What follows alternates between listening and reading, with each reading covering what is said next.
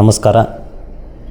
ಇವತ್ತು ನಾವು ಮಾಧ್ಯಮಗೋಷ್ಠಿ ಕರೆದಿದ್ದ ಉದ್ದೇಶ ಏನಪ್ಪ ಅಂದ್ರೆ, ಇವತ್ತಿನ ದಿವಸ ರಾಜ್ಯ ಸರ್ಕಾರಕ್ಕೆ ಒತ್ತಡ ಹೇರಕ್ಕೆ ಇಚ್ಛೆ ಪಡ್ತೀನಿ. ಏನು ವಿಷಯಪ್ಪ ಅಂದ್ರೆ, ಒಂದು ಅಬಕಾರಿ ಇಲಾಖೆಗೆ, ಒಂದು ಗೃಹ ಇಲಾಖೆಗೆ ನಾನು ಒತ್ತಡ ಹೇರಕ್ಕೆ ಇಚ್ಛೆ ಪಡ್ತೀನಿ.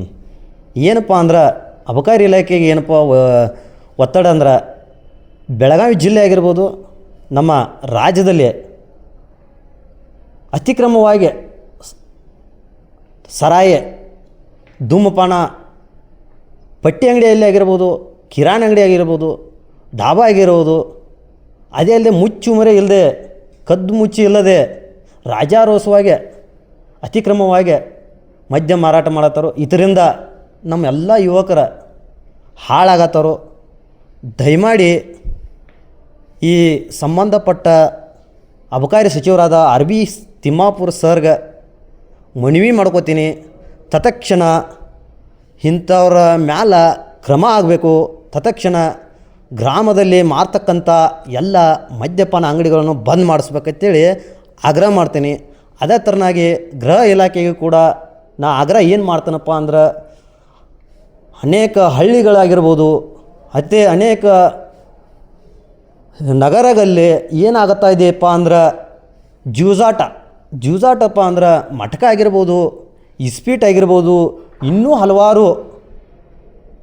ಹಲವಾರು ಜೂಜಾಟದಿಂದ ಯುವಕರು ಆತ್ಮಹತ್ಯೆ ಮಾಡ್ಕೋತಾರ.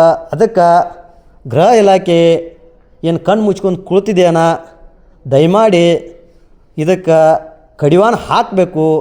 ಕಡಿವಾಣ ಏನಾರು ಹಾಕದೇ ಇದ್ರೆ ನಮ್ಮ ರೈತ ಸಂಘದ ವತಿಯಿಂದ ಆಗಿರ್ಬೋದು, ರಕ್ಷಣಾ ವೇದಿಕೆ ವತಿಯಿಂದ ಆಗಿರ್ಬೋದು, ದಲಿತ ಪರ ಸಂಘಟನೆ ವತಿಯಿಂದ ಆಗಿರ್ಬೋದು, ಇನ್ನೂ ಹಲವಾರು ಸಂಘಟನೆಗಳ ವತಿಯಿಂದ ಆಗಿರ್ಬೋದು, ಉಗ್ರವಾದ ಹೋರಾಟ ಮಾಡ್ತೀವಿ ಎಂದೇ ಎಚ್ಚರಿಕೆ ಕೊಡ್ತೇನೆ. ಈ ಸಂದರ್ಭದಲ್ಲಿ ಎಲ್ಲೆಲ್ಲಿ ಇದು ಮಾಡೋರು ಇಡೀ ಕರ್ನಾಟಕ ಈಗ ಕರ್ನಾಟಕದ ಅಂದರೆ ಇಲ್ಲಿ ನಾವು ಫಸ್ಟ್ ಈ ಗೋಕಾಕ್ ಆಗಿರ್ಬೋದು, ಬೆಳಗಾವಿ ಆಗಿರ್ಬೋದು, ಚಿಕ್ಕೋಡಿ ಆಗಿರ್ಬೋದು, ಈಗ ನಮ್ಮ ಬೆಳಗಾವಿ ಜಿಲ್ಲಾದಾಗ ಬರ್ತಕ್ಕಂಥ 14 ತಾಲೂಕದಲ್ಲಿಯೂ ಕೂಡ ನಾವು ಇದನ್ನು ಬಂದ್ ಮಾಡ್ಸೋಕೆ ನಾವು ಹೋರಾಟ ಮಾಡಾರ.